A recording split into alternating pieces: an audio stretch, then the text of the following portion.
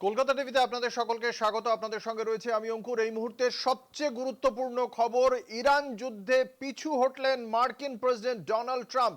আপনারা জানেন যে মার্কিন প্রেসিডেন্ট ডোনাল্ড ট্রাম্প 48 ঘন্টা সময়সীমা দিয়েছিলেন ইরানকে, এবং সেই জায়গা থেকেই আমরা জানতে পারছি ইরানে আগামী আপাতত আর আক্রমণ করা হবে না মার্কিন যুক্তরাষ্ট্রের পক্ষ থেকে, এমনই সিদ্ধান্তের কথা জানিয়েছেন মার্কিন প্রেসিডেন্ট সমাজ মাধ্যমে তার বিবৃতিতে। বিশদে জানবো এই বিষয়ে আমাদের সঙ্গে রয়েছেন আমাদের পলিটিক্যাল এডিটর আশিস চট্টোপাধ্যায়। আশিস দা, কি জানা যাচ্ছে এই বিবৃতিতে, ঠিক কি বলা হয়েছে? দেখো, এক কথায় প্রথমে এটা বলতে চাই, খাদের কিনারা থেকে ফিরে এলো বিশ্ব। খাদের কিনারা থেকে ফিরে এলো বিশ্ব।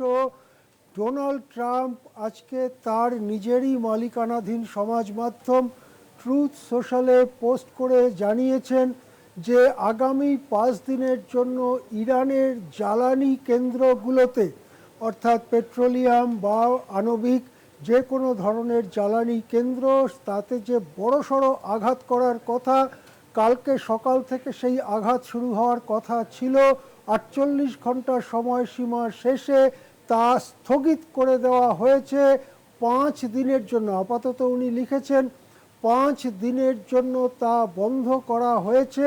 এবং তার ভূমিকা হিসেবে ওই পোস্টে তিনি প্রথম দিকে লিখেছেন গত 48 ঘন্টা ধরে নাকি ইরানের সঙ্গে খুব সদর্থক ফলপ্রসূ আলোচনা হচ্ছিল মার্কিনীদের, এবং সেই আলোচনার অগ্রগতির পরিপ্রেক্ষিতেই এই সিদ্ধান্ত বলে ট্রাম্প জানিয়েছেন আপাতত একটা স্বস্তির নিঃশ্বাস বিশ্বজুড়ে, কেননা খাদের কিনারায় চলে গিয়েছিল। ইরান বলে দিয়েছিল যে গোটা মধ্যপ্রাচ্যে যেখানেই আমেরিকার স্বার্থ জড়িত আছে এবং আমেরিকার লেজুর, আমেরিকার পায়ে ধরা যে সমস্ত রেজিম, সৌদি আরব, ইউনাইটেড আরব এমিরেটস, কুয়েত, কাতার, এই সমস্ত জায়গায়, এমনকি বড় বড় শহরগুলো, দুবাই, আবুধাবির মতো, রিয়াদের মতো বড় বড় শহরগুলোকে তারা ধ্বংস করে দেবে যদি ইরানে আমেরিকা একটিও আক্রমণ চালায়। তারা বলেছিল যে একটির বদলে 5টি আক্রমণ ফিরে পাবে, এবং সেক্ষেত্রে গোটা বিশ্বের যে পেট্রোলিয়াম এবং ন্যাচারাল গ্যাস সরবরাহ তা আগামী বছরের পর বছরের জন্য বিধ্বস্ত হয়ে যাবে। এমনকি ইরান হুমকি দিয়েছিল যে এই দেশগুলো, এগুলো তো মূলত মরুপ্রধান দেশ, এখানে খাবার জল খুব একটা পাওয়া যায় না, সেই জন্য এখানকার খাবার জল বা সাধারণভাবে ব্যবহারের জল সমুদ্রের জল থেকে তৈরি করা হয়। এই প্রক্রিয়াকে বলা হয় ডিস্যালিনাইজেশন, অর্থাৎ সমুদ্রের নোনা ভাবটাকে কাটিয়ে এনার্জি দিয়ে, শক্তি দিয়ে, অর্থাৎ আগুন দিয়ে সেই জলকে বাষ্পীভূত করে তারপরে সেই জল আবার ঠান্ডা করে যেভাবে এই পানীয় জল তৈরি করা হয়, এই সমস্ত প্ল্যান্ট তারা গুড়িয়ে দেবে, এবং জলের অভাবে আমেরিকার সেনাকে পালাতে হবে মধ্যপ্রাচ্য ছেড়ে, এই হুমকি ইরান দিয়েছিল।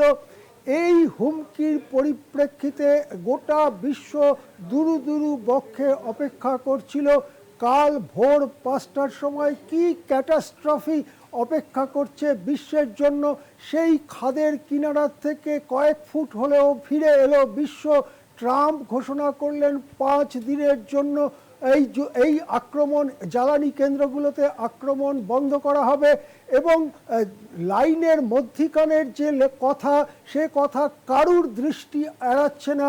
ট্রাম্পের উঁচু নাকে ঝামা ঘষে দিয়েছে ইরান। ট্রাম্প লেজ গুটিয়ে পালাবার রাস্তা খুঁজছেন, নিজেকে কোট আনকোট বিজয়ী ঘোষণা করে লেজ গুটিয়ে পালাচ্ছে ট্রাম্প। এবং গত 50 বছরের ইতিহাসে এই রকম পলায়ন আমেরিকার আর দুবার ঘটেছে। একবার ভিয়েতনামে, যখন দক্ষিণ ভিয়েতনামকে মুক্ত করা হয়, ওখানেও ছিল এক টায়ারের চটি পায়ে এক রোগা পটকা, এক খর্বকায় মানুষ, তার নাম হোচিমিন। হোচিমিনের নেতৃত্বে যে মহাকাব্যিক লড়াই ভিয়েতনাম করেছিল তা দুনিয়ার ইতিহাসে আজও জ্বলজ্বল করে আছে। তারপরে আফগানিস্তান, সেখানে অবশ্য তালিবানিদের তাড়ায় পড়ি কি মরি করে, এমনকি প্যান্ট শার্ট পরার সময় পায়নি আমেরিকার সেনা, কোনো রকমে বিমানে উঠে বিমানের দরজায় ঝুলে রয়েছে আমেরিকান সেনা। সেই ছবি আমরা দেখেছিলাম আফগানিস্তানে। আফগানিস্তান থেকে পড়িকি মরি করে পালিয়েছিল, নিজেদের বন্দুকগুলোও নিয়ে আসতে পারেনি, নিজেদের যুদ্ধাস্ত্র আফগানিস্তানে ফেলে রেখে পালিয়েছিল আমেরিকার সেনা। আর তারপরে এই ইরান, এখানে একেবারে ঝামা ঘষে দেওয়া হয়েছে যুদ্ধবাজ ট্রাম্পের নাকে, এবং ট্রাম্প এখন পালাবার পথ খুঁজছেন। আর বিশ্ব খানিকটা স্বস্তির মধ্যে। আজ বিকেলে এই স্বস্তি এলো, কেননা যদি তা না আসতো তাহলে আগামীকাল সকালে ঘটে যেতে পারত ভয়াবহ বিপর্যয়। আশিসদা, ঠিক এইখানেই জানতে চাইবো যে হঠাৎ করে তাহলে যেখানে 48 ঘন্টার সময়সীমা দিয়ে দিচ্ছেন ট্রাম্প, তারপর সেখান থেকে এই স্টান্সটা যে চেঞ্জ করা হলো, কি কারণ তার পেছনে? দেখো, এই কারণের মধ্যে আমি প্রথম বলবো রাশিয়ার ভূমিকা খুব গুরুত্বপূর্ণ। অঙ্কুর, আমাদের মনে পড়বে 2025 সালের জুন মাসে যখন ইরান আক্রমণ করে আমেরিকা, কয়েকদিন আক্রমণ চলার পরে ইরানের পররাষ্ট্রমন্ত্রী আব্বাস আরাকচি তিনি মস্কো যান এবং পুতিনের সঙ্গে সাক্ষাৎ করেন। পুতিনের সঙ্গে সেই সাক্ষাতের ছবি সমাজ মাধ্যমে ছড়িয়ে দেওয়া হয়। সেখানে দেখা যায় পুতিনের পাশে বসে আছে রাশিয়ান আর্মির জেনারেলরা। এর পরেই দেখা যায় নাটকীয় পরিবর্তন ঘটতে শুরু করে আন্তর্জাতিক পরিস্থিতিতে, এবং মার্কিন যুক্তরাষ্ট্র আক্রমণ থামিয়ে দেয়। এখানেও দেখো একই ব্যাপার। রাশিয়ার প্রতিরক্ষা মন্ত্রী কয়েক ঘন্টা আগে মাত্র বলেছেন যে ইরানের কাছে এমন অস্ত্র আছে যা আমেরিকার কাছেও নেই। আমেরিকার সমস্ত স্বার্থ যা মধ্যপ্রাচ্যে আছে, প্রায় 30টা মিলিটারি বেস সহ সমস্ত আর্থিক স্বার্থ সব গুড়িয়ে দেবার ক্ষমতা রাখে ইরান। সুতরাং রাশিয়ার আহ্বান হচ্ছে এখনই আমেরিকা এবং ইসরায়েল যুদ্ধ থামাক। কয়েক ঘন্টা আগে রাশিয়ার প্রতিরক্ষা মন্ত্রী এই কথা বললেন, তারপরই নাটকীয় ঘোষণা ট্রাম্পের। এটা বোঝা যাচ্ছে যে যদি রাশিয়া সরাসরি ইরানের পক্ষে দাঁড়িয়ে পড়ে তাহলে দুর্মুজ করে দেবে আমেরিকা ইসরায়েলকে।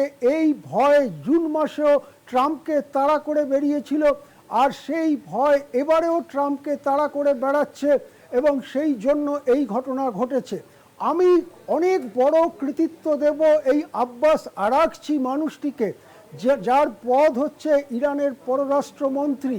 তিনি সূক্ষ্মভাবে এই প্রত্যেকটা মুহূর্ত, প্রত্যেকটা মিনিট তিনি আলোচনা চালিয়ে গেছেন বিভিন্ন দেশের সঙ্গে, রাশিয়ার সঙ্গে, চীনের সঙ্গে, অন্য যে সমস্ত নিউট্রাল দেশগুলো তাদের সঙ্গে।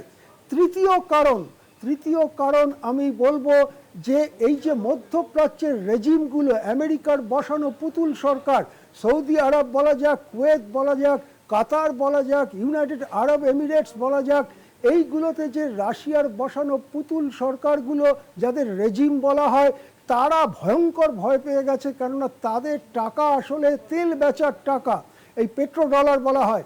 এই সমস্ত ইনফ্রাস্ট্রাকচারে যদি ইরানের মিসাইল এসে পড়ে দাউ দাউ করে আগুন জ্বলতে থাকে, তাহলে তাদের বড়লোকই তো গেলই, বরং নিজের দেশের লোকেদের পেটানিতে পিঠের চামড়া উঠে যাবে।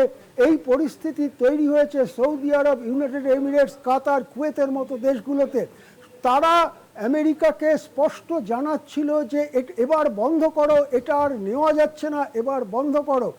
যেভাবে বড় বড় শহরগুলো, রিয়াদ, আবুধাবি, দুবাইয়ের মতো শহরগুলো ধ্বংসস্তূপে পরিণত করে দেওয়ার হুমকি দেওয়া হয়েছে, যেভাবে তেল আবিব জ্বলছে, যেভাবে দিমনার মতো পরমাণু কেন্দ্র ইসরায়েলের জ্বলছে, তারপরে দাঁড়িয়ে ইরানের শক্তি সম্পর্কে যে কম করে দেখা হয়েছিল এটা স্পষ্ট হয়ে যায় ট্রাম্পের কাছে, এবং তারপরেই এই ল্যাজ গুটিয়ে পালানোর ঘটনা আমাদের সামনে আসছে।